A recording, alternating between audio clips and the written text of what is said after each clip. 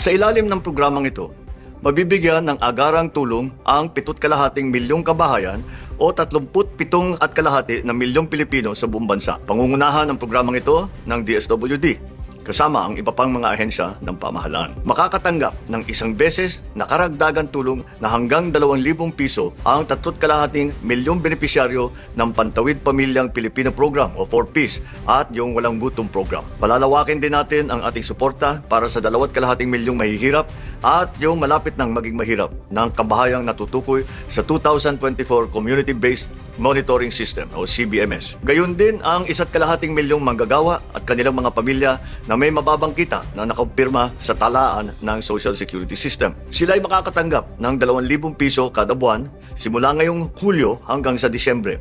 Isa na namang napakagandang balita mga kaibigan dahil pumalo sa 4.4 trilyong piso ang revenue na nalikom ng administrasyon ni Pangulong Bongbong Marcos Jr. Ito ba ang dahilan kung bakit tila binabasted ng ating Pangulo ang offer na utang ng World Bank sa ating bansa? At ano rin ang kinalaman ng Maharlika Investment Fund na isang rason din kung bakit hindi na natin kailangang umutang? May kinalaman ba ang kayamanan ng mga Marcos dito? O ito lamang ay dahil sa katalinuhan at kakayahan na ipinagkaloob ng ating Panginoong Diyos sa ating Pangulong Bongbong Marcos? Halika, atin itong pag-usapan mga kaibigan. Magandang araw sa aking mga minamahal na kababayan. For years, Filipinos have worked hard to build this country. Today, the world has taken notice. The Philippines has officially become an upper middle income country. After nearly 4 decades as a lower middle income country since 1987, this milestone affirms that the economic policies that we have pursued over the past 4 years have been effective. Our steady economic growth, broadly stable currency, and long-term reforms have strengthened our economy even amid global uncertainties. It validates the progress that we have made and the resilience of the Filipino people. It is also a vote of confidence in our country's future.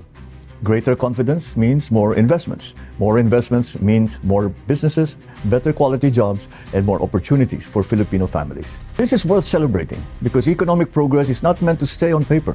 It is meant to open doors, put food on the table, and give every Filipino the chance to build a better life. That is the work that we will continue to do until every family feels the benefit of our country's progress. Maraming salamat po. Nakapukaw ba sa iyo ang balita na tila hindi na masyadong binibigyang pansin ni Pangulong Bongbong Marcos Jr. ang World Bank? Hindi na kailangan magpatumpik-tumpik pa.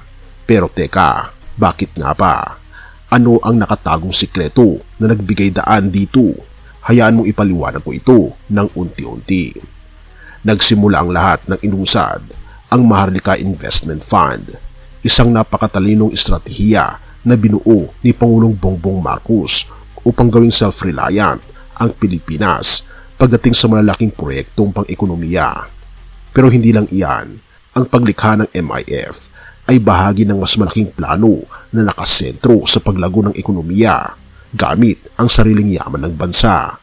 Kaya naman, habang ang ibang bansa ay umaasa pa rin sa utang, tila ibang landas ang tinatahak ng Pilipinas ngayon. The Philippines has graduated from its lower middle income status, a development welcomed by President Ferdinand R. Marcos Jr. According to the President, the milestone is the result of the Philippines' stronger economic policies, coupled with the country's continued economic growth. This milestone affirms that the economic policies that we have pursued over the past 4 years have been effective. Pero paano nagawa ito? Noong 2024, nagulat ang marami nang ihayag ng Department of Finance o DOF na ang kabuuang kita ng gobyerno ay umabot sa 4.4 trilyong piso. Oo kaibigan, tama ang narinig mo, 4.4 trilyong piso. Ang halagang ito ay hindi lamang nalampasan ang inaasahang target ng Development Budget Coordination Committee o DBCC na 4.38 trilyong piso, kundi pati ang mas mababang layunin sa ilalim ng 2025 Budget of Expenditures and Sources of Financing o BESF na nasa 4.23 trilyong piso. Pero teka, paano ito naging posible? The Philippines' transition to an upper middle income country is an affirmation of the reforms and policies that the government has consistently pursued to strengthen our economy and to create more opportunities for our people. Narito ang sekreto. Ang Bureau of Internal Revenue ay nag-ambag ng 2.83 trilyong piso, habang ang Bureau of Customs ay nagbigay ng 916.6 bilyong piso. Dagdag pa riyan, ang mga non-tax revenues ay umabot sa 625.96 bilyong piso. Kung tutuusin, ito ang pinakamataas na revenue to GDP ratio sa loob ng 27 years o kaibigan sa loob ng 27 taon. Isang patunay na ang ekonomiya ng Pilipinas ay patuloy na lumalakas. Reaching upper middle income status is an excellent, great milestone for the country. It shows the country's hard-won economic reforms and result of those. But it's important not to stop here. It's important to use the maximum opportunity and benefits of this status to move up and provide much better education, health services, and job opportunities for the society. From that angle, investing in right economic policies and structural reforms will be very important. Ngunit hindi lang kita ang layunin. Dahil sa MIF, ang gobyerno ay hindi na kailangang mangutang upang tustusan ang malalaking proyekto. Ang pondo ay direktang nagmumula sa mga kita ng bansa at iba pang pinagkukunan tulad ng privatization proceeds. Sa madaling salita, ang MIF ay parang isang alkansya na pinupondohan ng sariling yaman ng bansa.